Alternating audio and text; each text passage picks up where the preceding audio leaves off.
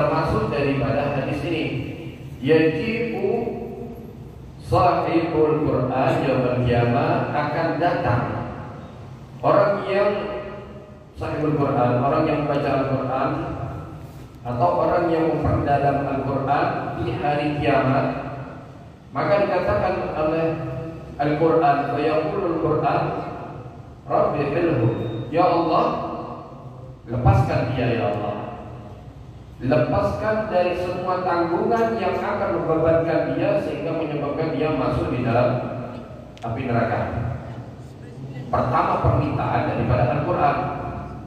Kemudian Allah Subhanahu wa taala mengabulkan dari permintaannya. Bagaimana Allah Subhanahu wa taala tidak mengabulkan? Karena itu adalah firman-firman-Nya. Maka beruntung orang-orang sahibul Quran, orang-orang yang menghafal Quran dan orang-orang yang mengamalkan Quran.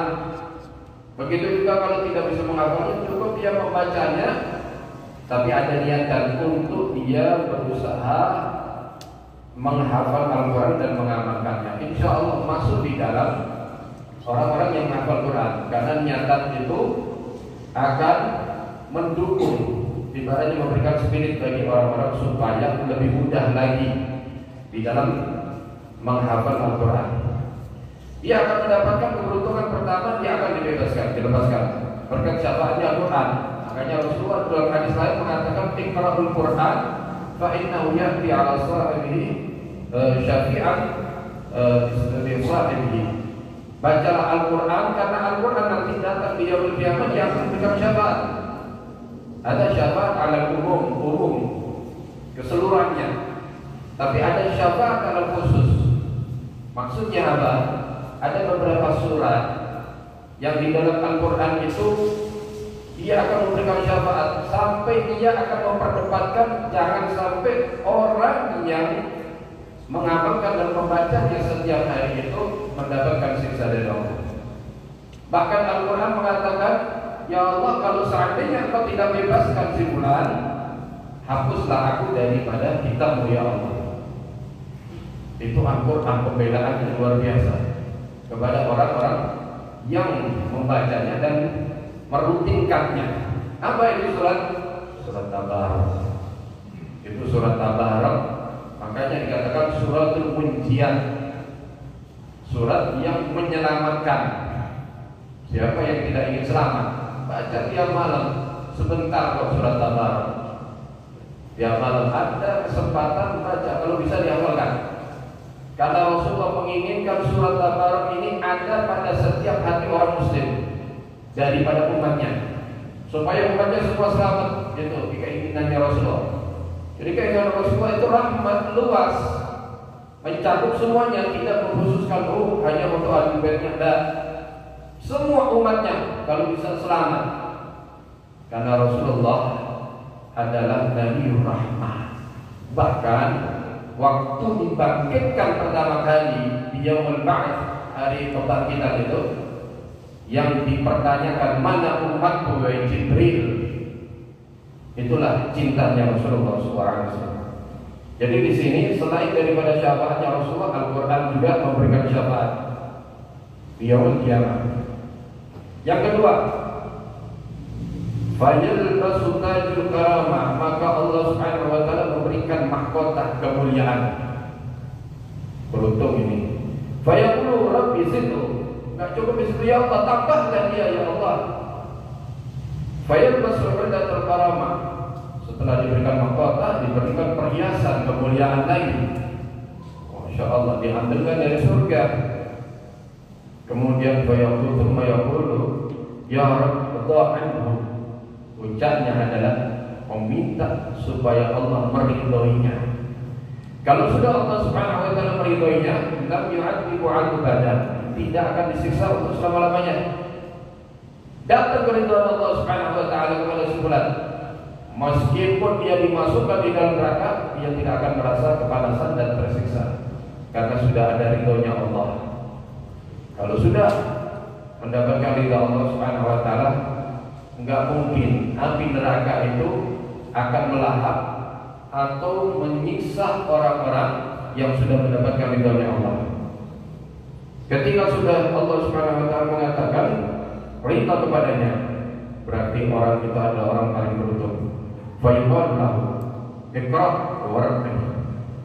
Maka dikatakan kepada orang-orang yang membaca Al-Quran itu, iqra, bacalah, warqi, naiklah terus, derajatnya naik terus dalam surga ini ya. Fayasdad bikulli ayatin hasanah. Setiap ayat yang dibaca itu kebaikan. Naik lagi, naik lagi, naik lagi. Berapa ayat? 6.666. Ya, kalau dihitung. Pernah itu? Gak pernah itu. Yaitu 6.666 ayat. Rawahu Tirmidzi. Maka sallallahu alaihi wasallam, ma min marid yaqra indahu yasin illa mata rayyanan wa adkhala qabrahu rayyanan wa hushira min qabrihi rayyanan. Tidak seorang pun yang dia dalam keadaan sakit bacakan Yasin, katanya Rasulullah, wah nanti ngalut ya, kira-kira kalau bacakan Yasin takut mati. Enggak, ini ayat Al-Quran. Siapa tahu Allah memberikan kesembuhan. Bacalah Yasin, tergantung daripada niat kita. Kalau niat kita untuk cepat-cepat mati, karena ini kelamaan sudah tua renta, repot ya. Saya ngurus terus, nggak mati-mati, sudah umurnya 80 tahun, nyusahin, banyak keluar uang. Dibacakan Yasin aja biar cepat mati. Yuk kita bareng-bareng keadaan. Orangnya masih hidup. Ada kejadian seperti itu. Dan itu pernah orangnya datang ke kita, gimana hidup? Ini keluarganya datang ke kita, minta supaya cepat-cepat orang ini, orang tuanya mati. Innalillahi wa inna ilaihi raji'un. Dia sudah sakit lama tapi tak mati-mati. Ya, jangan mengharapkan kematian, tapi ikhtiarlah dengan surat Yasin. Oh, kalau Yasin sudah saya baca, berarti sudah tahu. Iya, saya sudah usaha. Ada surat lain yang cepat membunuhnya itu. Kurang ajar. Kiranya surat itu untuk membunuhnya. Surat bukan hanya untuk mencelakai orang, surat itu membawa manfaat bagi orang membacanya. Ya kalau orang sudah tidak ada harapan, katanya Rasulullah, bacakan surat Yasin. Itu akan mempermudah keluarnya ruh dan fadilahnya juga besar. Atau juga bisa juga masih tertahan, bacakan surat Al-Baqarah, 2 surat ini. Jangan ditinggalkan. Yang kasihan kita mendapatkan banyak orang yang menunggu orang dalam keadaan sakit, sudah kritis, sudah tidak ada harapan. Dia duduk-duduk aja ngobrol, bahkan di radio, bahkan dia nggak gubris. Ini mau mati menghadapi sakaratul maut itu berat, butuh bantuan dari orang yang hidup. Ya setidaknya didengarkan zikrullah, didengarkan ayat-ayat Allah Subhanahu wa taala, membantu mengingatkan dia. Memorinya sekarang lagi tidak fokus atau tidak bisa mencerna lagi, dia dalam keadaan koma. Ketika diingatkan pasti langsung ada kontak. Kalau ayat Al-Quran, insya Allah ayat Al-Quran itu karena mujizat, dalam kondisi apapun kalau dibacakan insya Allah akan kontak orang-orang yang memang dikehendaki oleh Allah Subhanahu wa taala. Al-Quran masuk di dalam pikiran dan hatinya. Jadi bacakan aja, mau sadar atau tidak sadar. Ya alhamdulillah kalau dia sadar. Ya, kalau nggak sadar dimudahkan. Sebelum mati berikan siwak. Ini siwak juga manfaatnya besar, memudahkan untuk keluarnya roh. Juga itu siwak mengingatkan syahadat ketika ajalnya menjemput. Itu siwak. Manfaatnya sampai 70 katanya ulama. Ketika dibacakan Yasin, di mana posisinya? Mau di kaki, mau di kepala, mau di samping, silakan. Yang penting mendengar. Di sebelahnya, jangan jauh-jauh. Bacakan ya dengan keluarganya, di situ bacakan Yasin. Illa mata rajal, kalau yang ditakdirkan oleh Allah Subhanahu wa taala mati, matinya dalam keadaan ya, dia tidak haus, artinya dia lega sudah. Seperti orang kalau mau mati itu hausnya luar biasa. Orang kalau mau mati memang haus. Dan Rasulullah SAW mengambil siwak itu dicelupkan di dalam air, diteteskan. Bukan Rasulullah SAW, Sayyidina Ali itu diambil siwaknya itu kemudian diteteskan ke Rasulullah. Sampai Rasulullah berdoa, Allahumma inni ala sakarat, ya Allah bantulah aku menghadapi sakarat, ini berat ya Allah. Wahai Israel, apakah seperti ini yang akan dihadapi oleh umatku, wahai Israel? Ya Rasulullah, ketahuilah ini yang paling lembut, aku tidak pernah mencabut selembut ini ya Rasulullah. Kalau engkau tidak menghendakinya, aku akan kembali kepada Allah. Tidak ya Israel, cabutlah. Tapi jangan engkau timpakan kepada umatku, biarkan rasa sakit itu cukup, aku ada yang menanggungnya. Subhanallah, cintanya Rasulullah sampai sekaratul maut aja umatnya jangan merasakan itu. Sampai ada aulia salihin itu memang menghadapi berat ketika sekaratul maut ada. Jadi jangan dianggap itu wah ini jangan-jangan ada masalah ini. Enggak, koma sampai bertahun-tahun di rumah sakit. Itu orang saleh kadang. Tapi jangan beranggapan buruk. Itu bisa menaikkan derajatnya dia dan menghapus dosanya. Sebab sebelum meninggal mungkin ada harapan yang kepingin ketika bertemu dengan Allah dosanya sudah bersih. Jadi dengan caranya Allah Subhanahu wa taala itu dibersihkan dengan cara sakit seperti itu. Bertahun-tahun. Ketika menghadap kepada Allah sudah bersih, tidak ada dosanya. Subhanallah. Allah Subhanahu wa taala punya cara sendiri. Allah Rauf Rahim, dan Allah Subhanahu wa taala pasti memberikan yang terbaik kepada kekasih-kekasihnya dan orang-orang saleh. Mati dalam keadaan dia tidak kehausan, masuk di dalam kubur enggak perlu dia butuh minuman karena dia sudah seperti orang ngejar minumnya. Begitu juga nanti yaumil qiyamah, orang pada kehausan dia tidak. Ini disebutkan di dalam kitab Syarah Al-Minhaj. Wa qala Rasulullah sallallahu alaihi wasallam, man qara'a qul huwallahu ahad hina yadkhulul manzil nafat al-faqr an ahli dzalika manzil wal jiran. Ini manfaat untuk supaya dihilangkan daripada kebakilan. Jadi bisa dipraktekkan dan mujarab.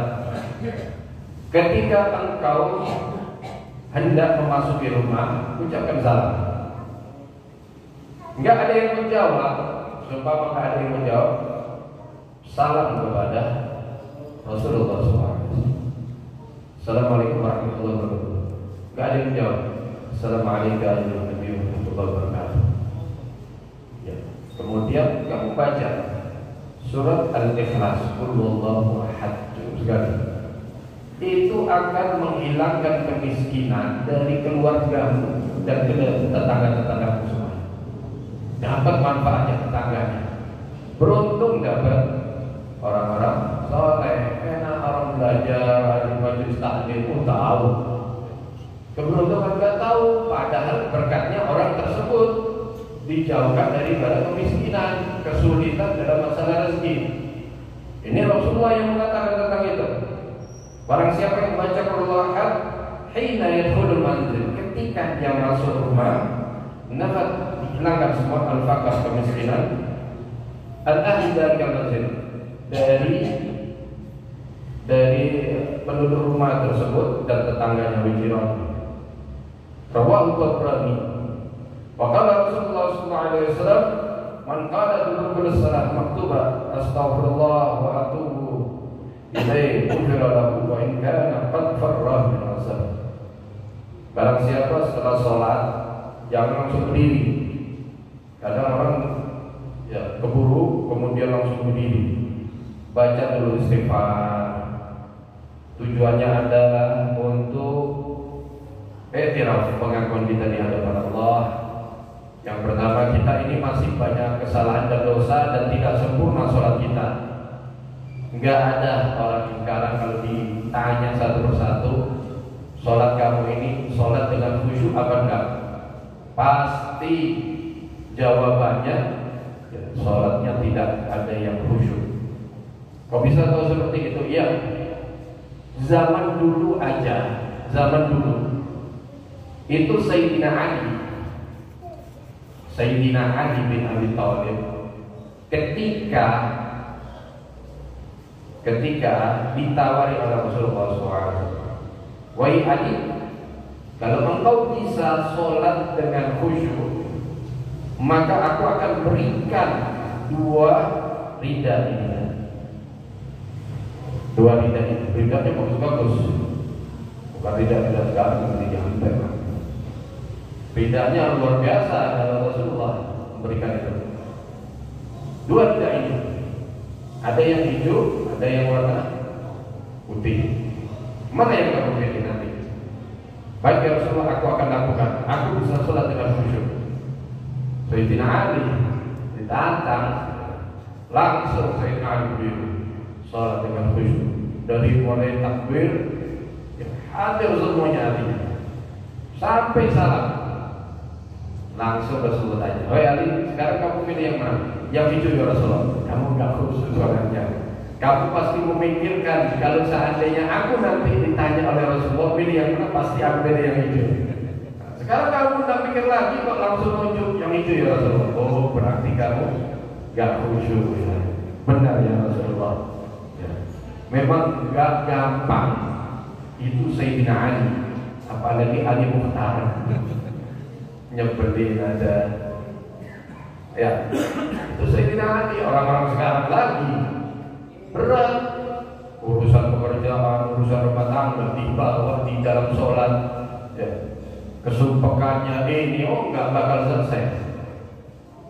Kalau kepingin menjadi baik, katanya dulu kita di belakangnya sholatnya orang-orang mukarrab Allah.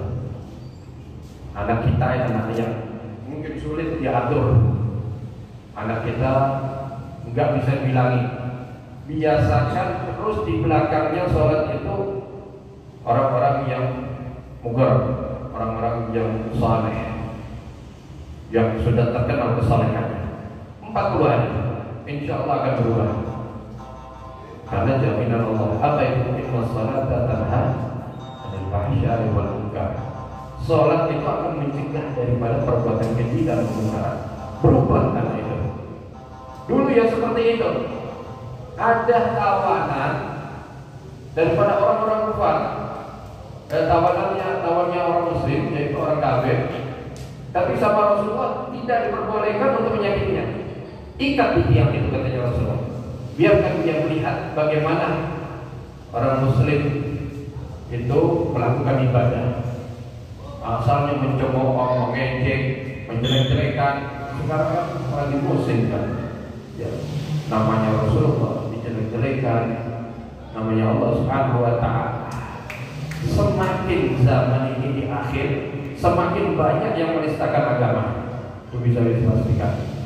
Karena fitnah di akhir zaman semakin besar, semakin diuji umat Islam gitu. Makanya umat Islam harus pintar-pintar, cerdik, cerdas di dalam melangkah itu, tidak gegabah, asal-asalan, habis, ya, selesai. Itu baru saja yang ada yang manggil ulama dari Turki. Waktu itu Habib Umar dan bin Habib dan Habib Umar Jilani ziarah kepada satu ulama dari Turki.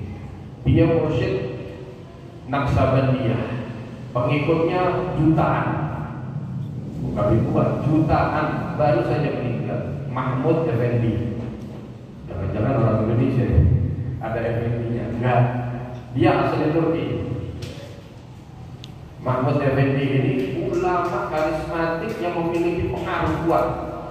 Semasa revolusi Turki itu dulu, itu banyak yang ditindas ulama-ulama ini, termasuk Syekh Mahmud. Tapi dengan kesabarannya dia tetap berdakwah.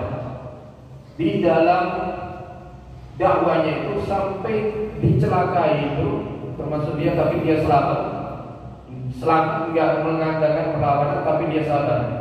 Tapi teman-temannya yang lain meninggal di dunia.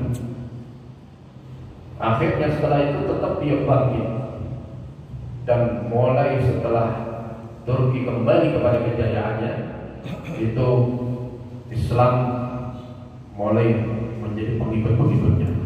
Tariqah itu Naqsyabandi.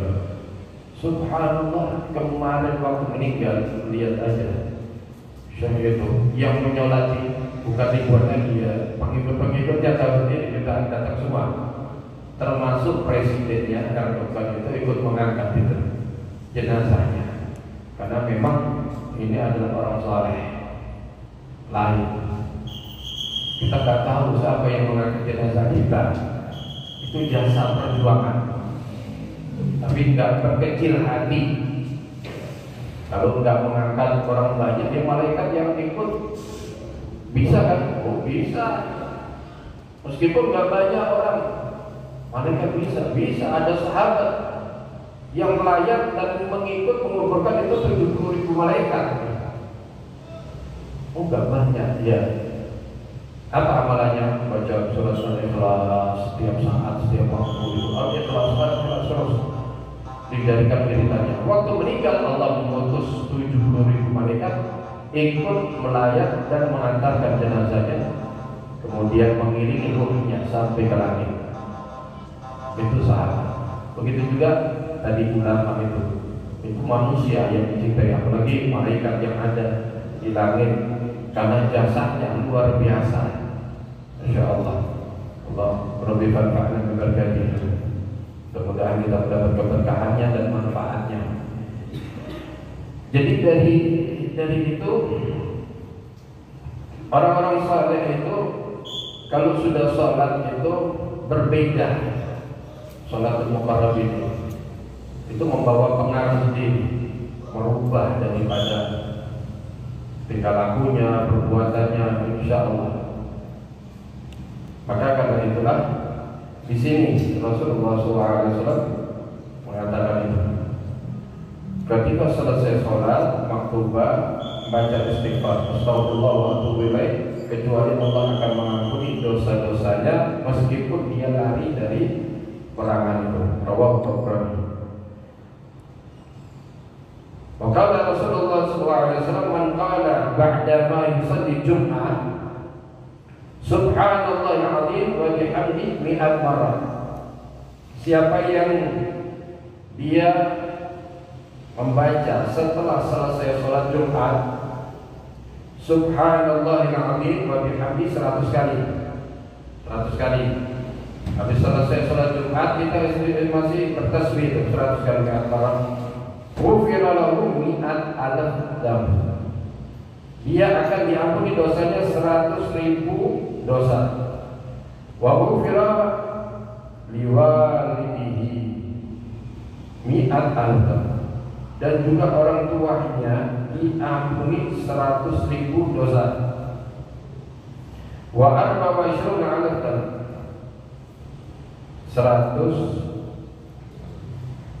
120.000 dosa, bukan 100.000, 120.000 dosa.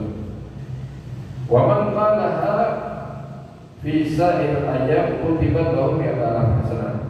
Barang siapa yang mengatakan itu di hari-hari biasa yang lainnya, dia akan ditulis pahalanya 100.000 kebaikan dan dihapus darinya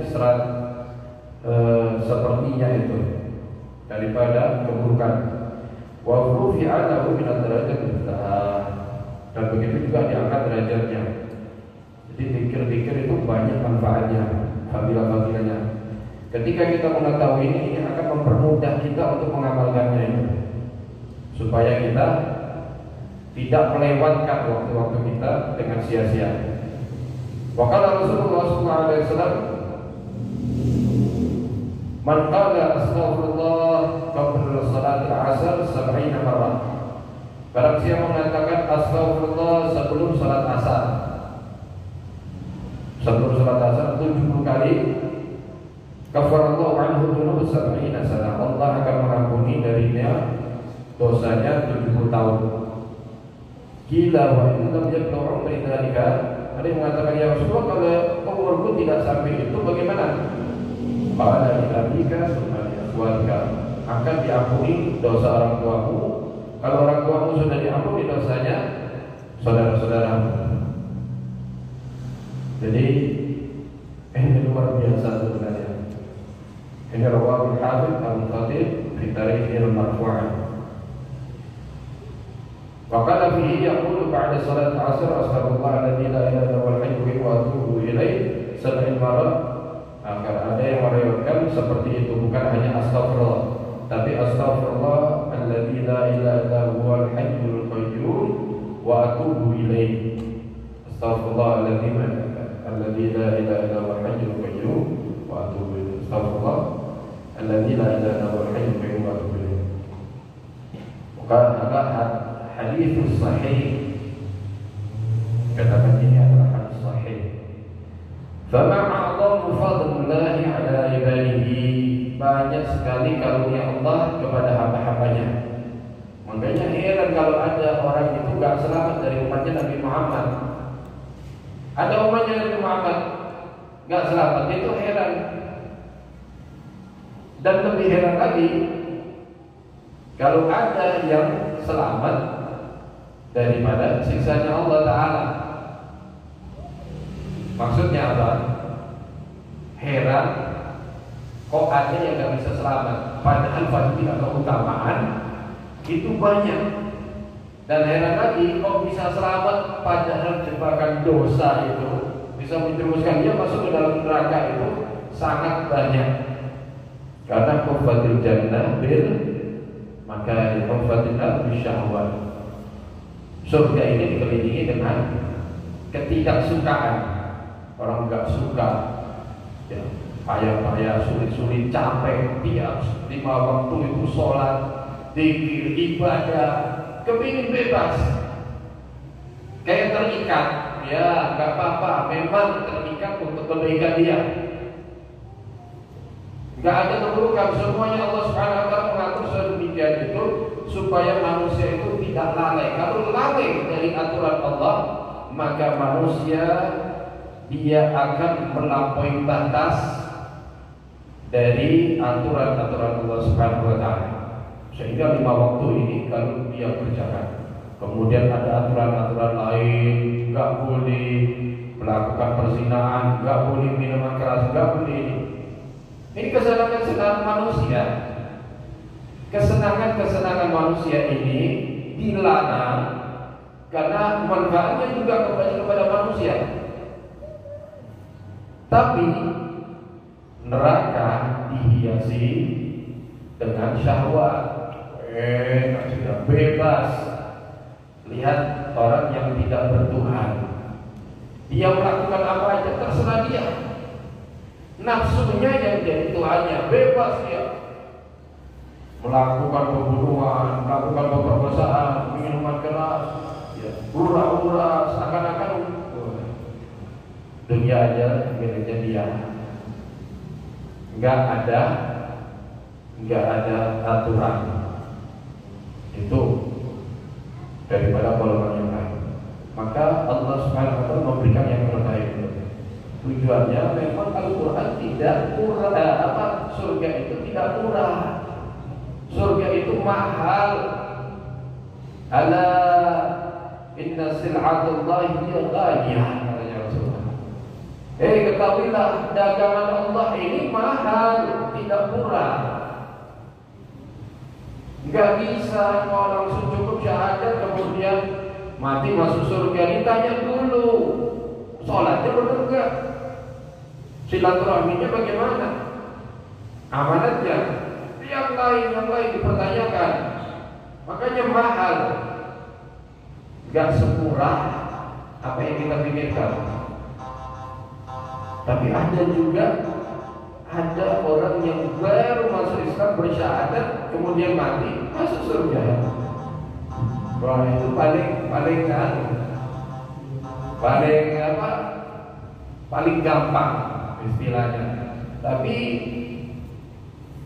tidak seperti itu orang yang ketika hidupnya dia beramal banyak terus istiqomah sampai akhir hayat. Jelas berbeda. Berbedanya apa? Ini belum beramal, soalnya ini penting masuk surga, tapi ini sudah beramal, pastilah derajatnya di surga yang lebih tinggi. Kan berbeda. Oh enak ya, iya memang dapat hidayah. Hidayah itu mahal, makanya itu dipertahankan. Mudah-mudahan Allah Subhanahu Wa Taala memberikan hidayah kepada kita. Makanya karena itulah di sini Rasulullah SAW mengatakan, Fatihatul Kitab syifa min kulli da', wa fi riwayat min kulli lisan. Orang membaca Fatihah Kitab, surat Al-Fatihah itu obat dari segala penyakit. Jangan keburu ke dokter, jangan keburu minum obat. Kan kita nggak tahan. Iya, ta'aduban. Maksudnya apa ta'aduban? Adab dengan Allah, dengan Rasulullah. Kita terlebih dahulu membaca surat Al-Fatihah. Kan kita Rasulullah sudah mengatakan surat Al-Fatihah itu obat dari setiap penyakit kecuali racun sam. Kecuali kematian samnya. Jelas sam, kecuali kematian, nggak ada obatnya sudah. Jadi penyakit apa aja ya sebisa. Caranya apa? Ya ambil air aja. Asal air, jangan air nyuri. Gak jadi obat, jadi penyakit. Atau air ambil dari masjid. Ini air masjid, air wakaf, bukan untuk minum, kecuali air untuk minum. Yang penting air halal, murni, bersih, tidak bercampur dengan apapun, yang masih murni, tidak ada yang haram. Lebih baik kalau ada air Zam-Zam. Ini sudah insya Allah jadi obat dan dibarengi dengan keyakinan. Kalau nggak yakin, manfaatnya dikit, lambat. Kenapa? Dia dibutuhkan keyakinan. Keyakinan ini untuk membuka jalan. Ketika terbuka jalan, surat Al-Fatihah jadi obatnya langsung. Yakin insya Allah. Jadi keyakinan pertama kali. Seperti Rasulullah mengajarkan, kalau terasa sakit di badan menyeri-nyeri, baca surat Al-Falaq dan An-Nas. Pernah kita mau menyobanya, nyeri, ya. Jangan-jangan masuk angin kerohi, jangan dulu, bacakan dulu. Gak tahu ini penyakit dari apa. Gak perlu dokter lagi, gak perlu di ronsen, gak perlu check up, gak usah, bacakan dulu surat Al-Falaq An-Nas. Karena dengan kedua surat itu akan menghilangkan rasa sakit itu. Dan setiap aku sakit, kata Rasul, aku baca itu. Dan alhamdulillah, bagi nyoba itu, ketika ada sakit di mana pun tak pegang sudah kita. Ditekan ini, asalkan dipegang ini, kemudian bacakan Al-Falaq An-Nas.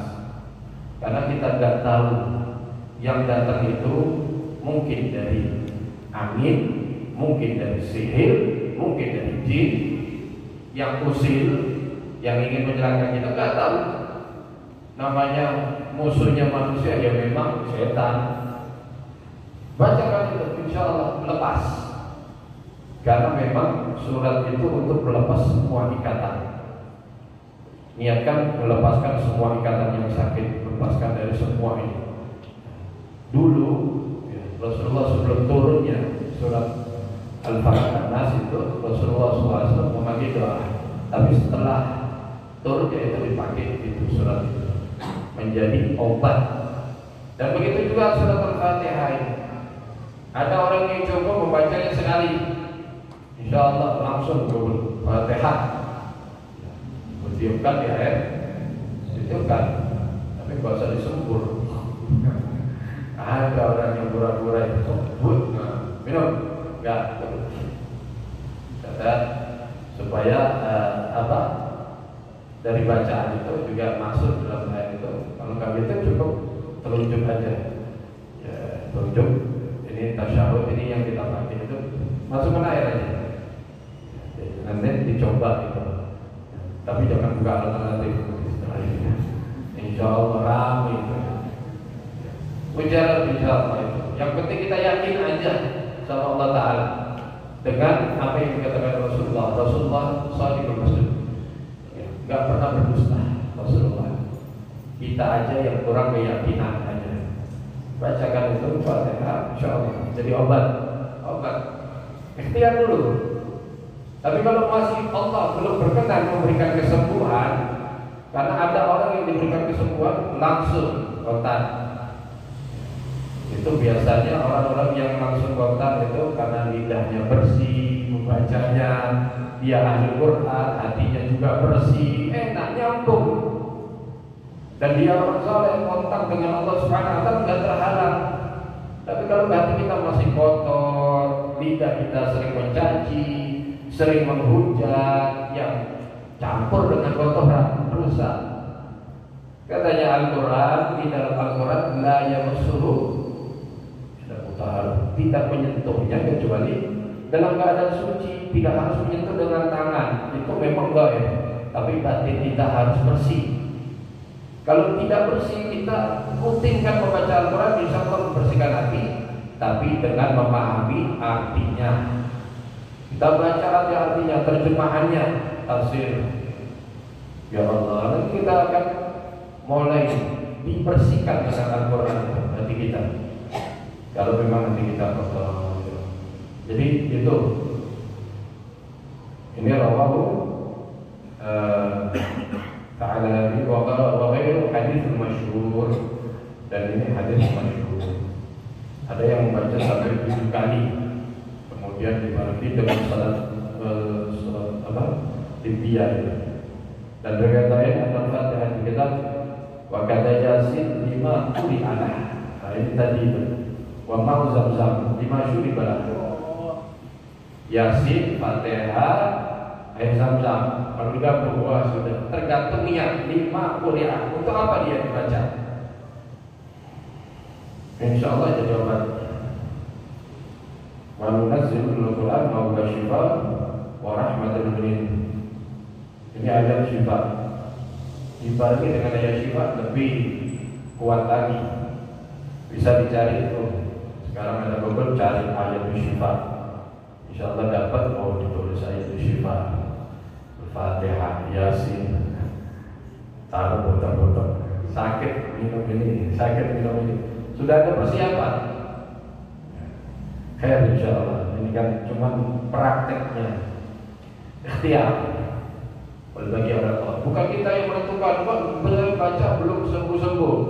Ya jangan mengeluh. Jangan mengeluh. Setidaknya kamu dapat pahala mempraktekkan dari hadisnya Rasulullah daripada kamu praktekkan sama sekali. Kalau setelah itu setiap pakai obat gak masalah, karena Allah Subhanahu wa taala juga menjadikan sebab. Wallahu a'lam. Ada pertanyaan?